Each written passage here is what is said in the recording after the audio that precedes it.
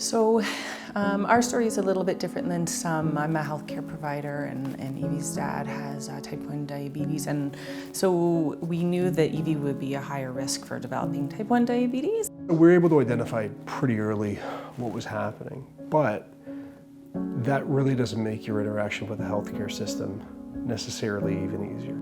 Everyone hopes that their child will never see the inside of a hospital.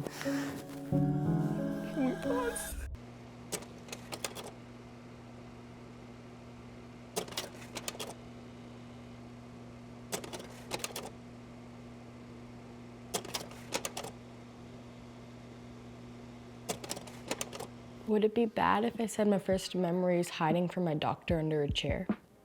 No. I think I was like 4, like 2 years after I got diabetes, and I didn't like going because I knew Dr. Evie was gonna like poke my finger.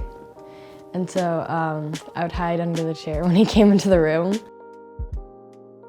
One of the things you want to do as a parent is not have your kid grow up any more than they need to. And so you want to protect your kid from hard decisions or, heavy lifting and self-management. You're there to do that for them.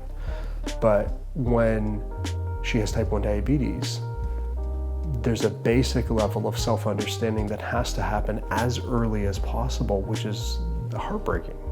She's had to deal with, literally caring for her own health from a young age.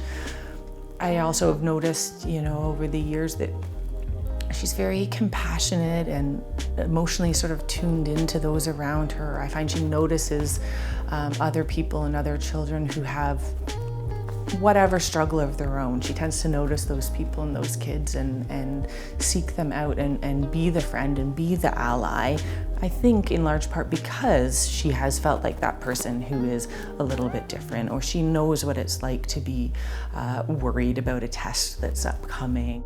I decided to be an ambassador because I had seen all the ambassadors at the children's ball and stuff, and I remember thinking wow, that's such a cool thing. I wish I could do that one year. My mom said I had been offered to be an ambassador, and I said yes because I just thought I can make little Evie's dreams come true.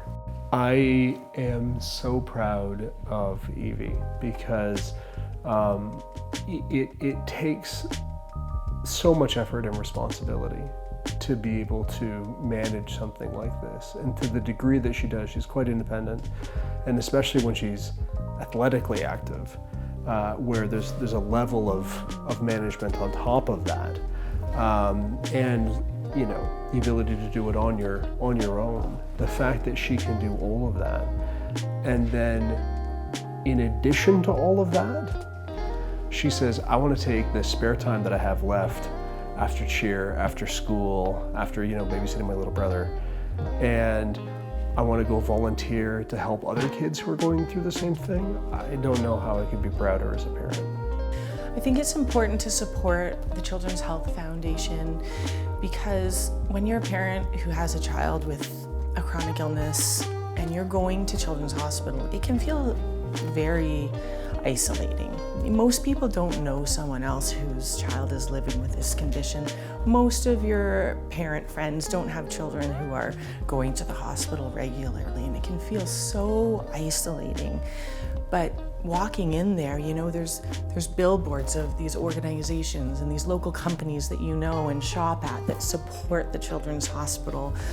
Your child is using the VR to help manage their anxiety before a test, and you see that a local family made a donation to support that, and you're thinking, wow, the whole community cares about children and cares about the health and well-being of my child and other children in the community.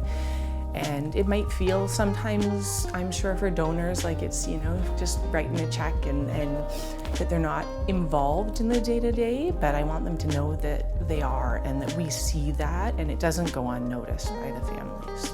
Thank you so much for supporting kids like me and other kids who have gone to the Children's Hospital or are still going.